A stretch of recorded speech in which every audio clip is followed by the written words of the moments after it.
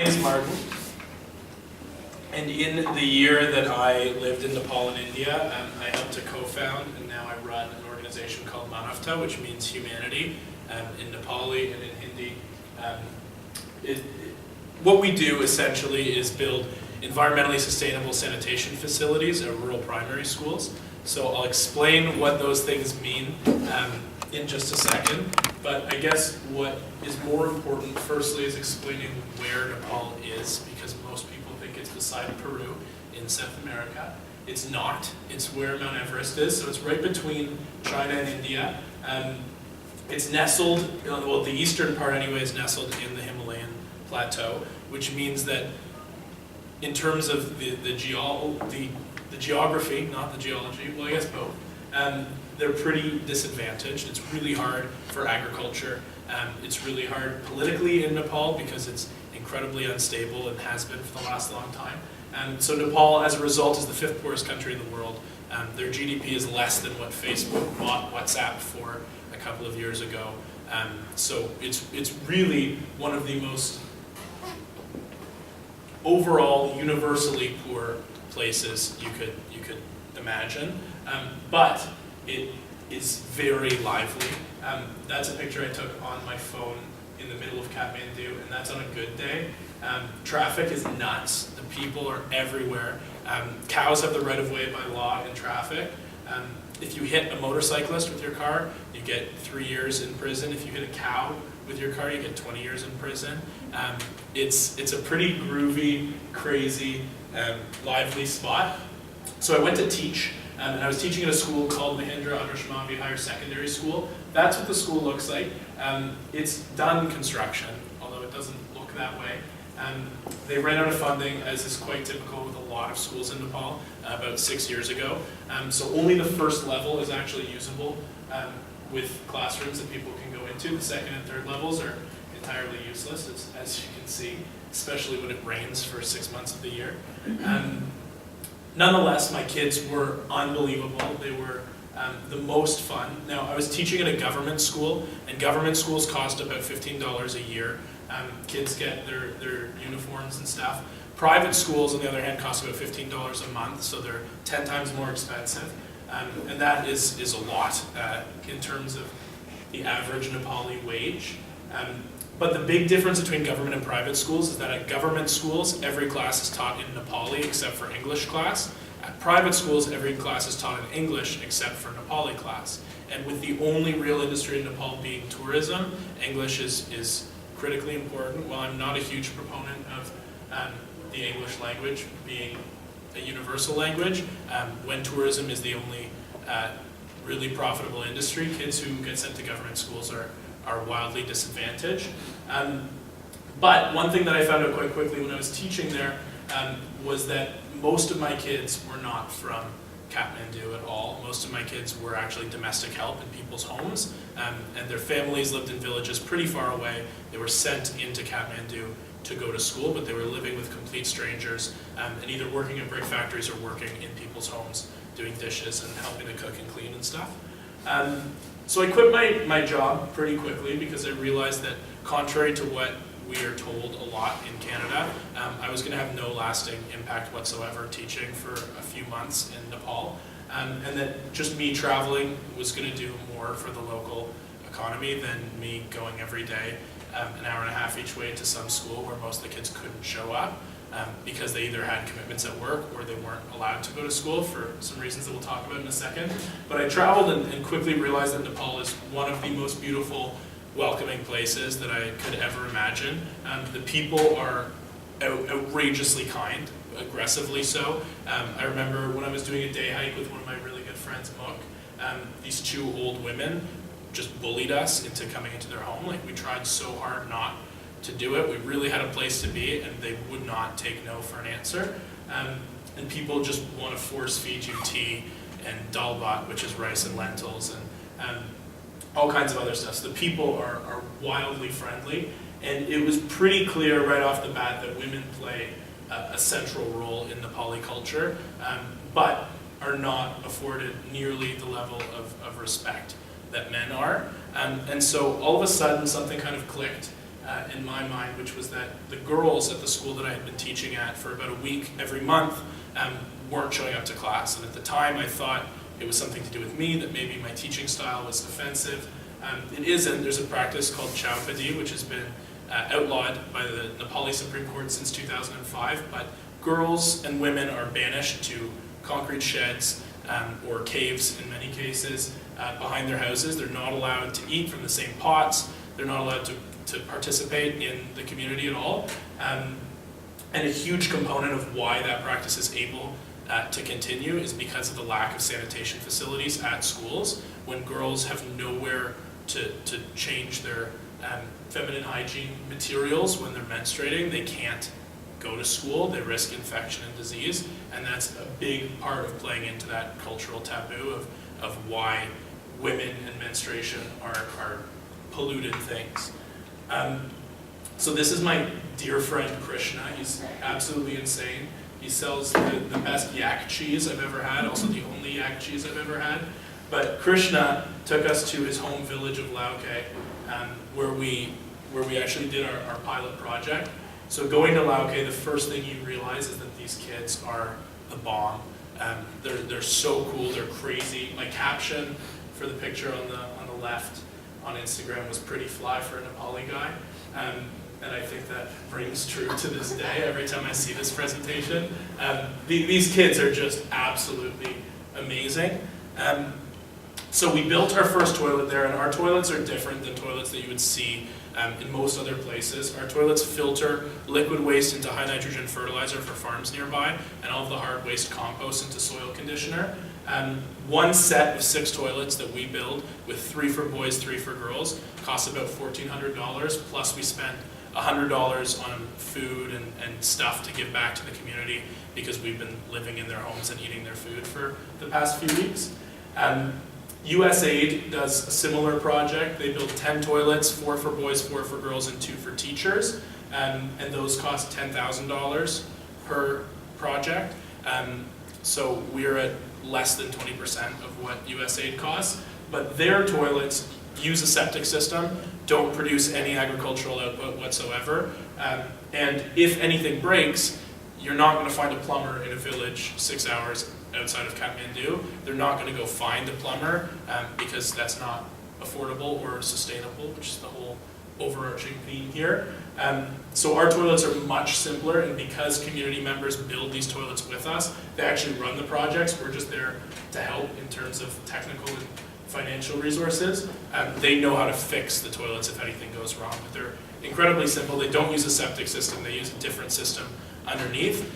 But there is one woman actually who had a toilet, a private toilet for herself, in the village where we were working, and it had a septic system, and not unlike many other toilets in Nepal, the septic system had a pipe that goes right out onto the street, and when it was raining in monsoon season, she'll just open her septic tank right onto the street, and the rain will wash all of that septic down into the area where the kids play outside of the school, and kids get horribly sick all the time.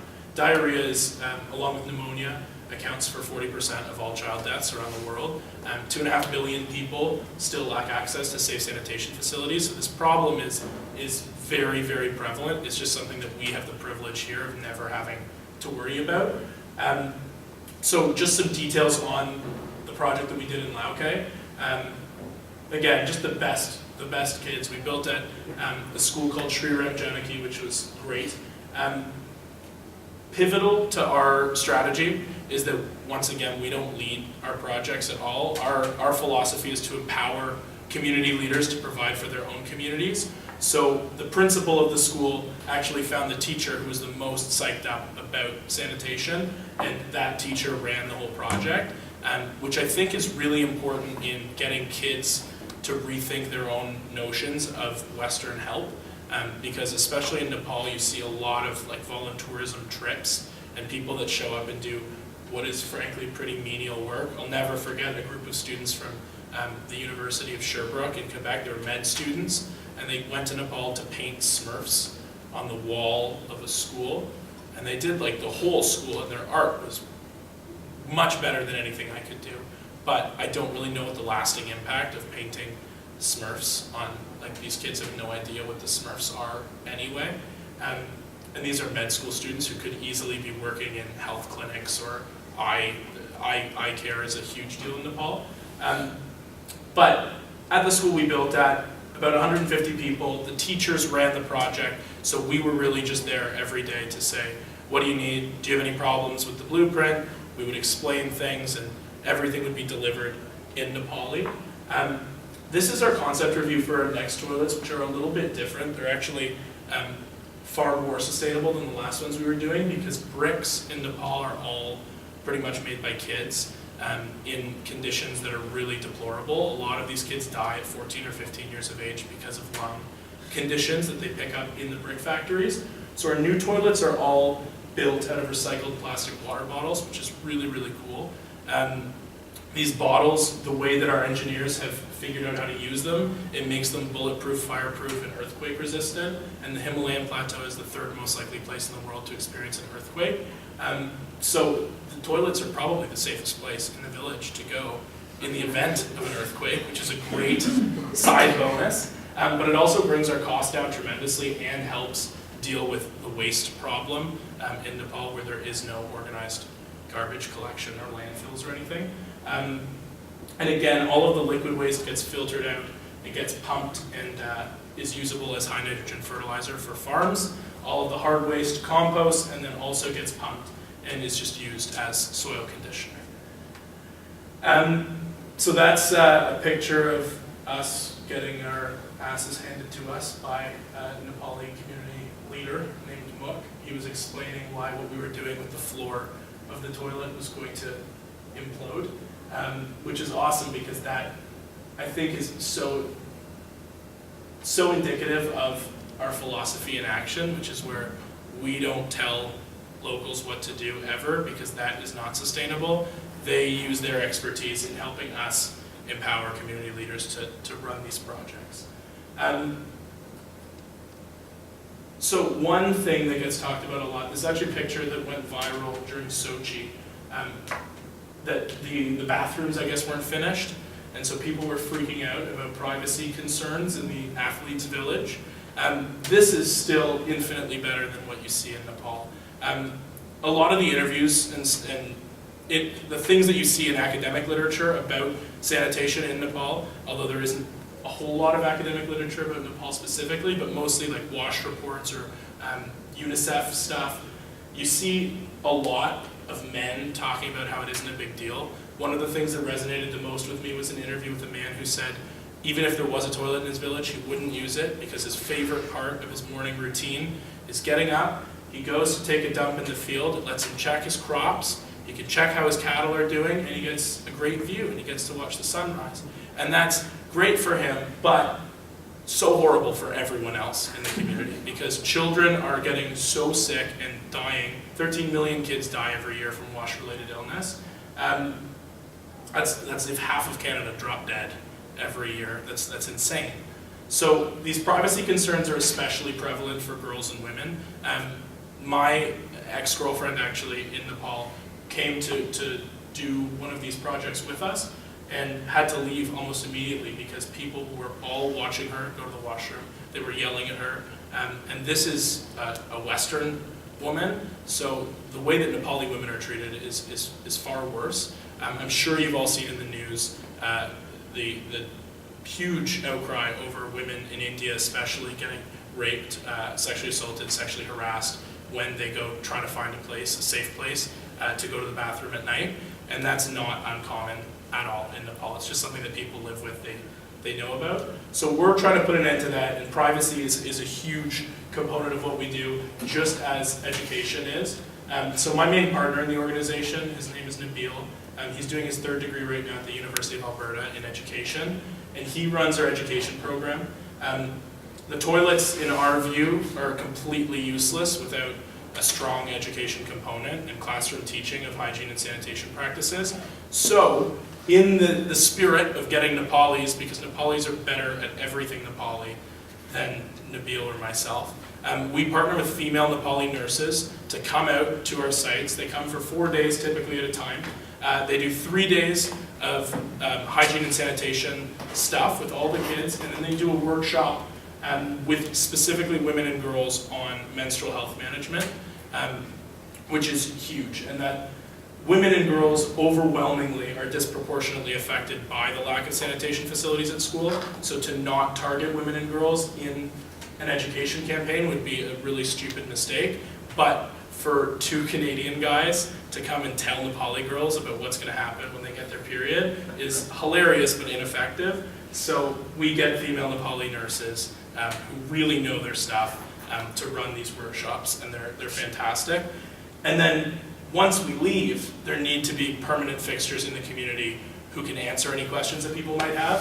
So the nurses work especially closely with the teachers at the schools where we build to make sure that they're ready and able to answer any questions that kids might have. And they give them their contact info, so if anything happens, these teachers just call Home Hospital in Kathmandu and they get it all figured out. I can never tell whether this picture is good as an example of us moving forward or whether it just looks like child labor, but it's a perfect example of how we get the community involved in what we're doing. The kids get so excited that they are sprinting out of class to come move bricks or whatever. They get so psyched about these projects, which is awesome, because you're taking something that no one really over the age of 7 or 8 likes to talk about poo. Like, it's not really a very palatable topic, but we, in our passion and our excitement, are able to get these communities so excited about what's going on through their community leaders. So moving forward, we next year would like to do 10 projects. Right now we're only working in Nepal, but we've established a partnership with an NGO in Tanzania, and we'd like to go there next. But Nabil and I are quite biased towards Nepal because we had an unbelievable experience there. We speak Nepali. We lived there for a year. So that's our next step, is really to grow past Nepal. But next year Nabil's there for 15 months. I'm only there for 3 months starting in June. And then once Nabil taps out, I'm going to go back for a year. But we're having a fundraiser. The fundraiser, we #GiveAShit a lot. It's a lot of fun. But we're having a fundraiser at Laurier Social House, not this Saturday, but the Saturday after. It's at Laurier and Nelson, right near U of O. But if you guys are interested, it would be great to have you come out. It's going to start at around 9 p.m. and it's going to be a blast. You just get to meet other people who are interested in hygiene and sanitation, but poo definitely won't be the only topic that night, and it'll be a really good time. So thank you for listening about what we do, and I'm happy to field any questions that you guys might have. Thank you.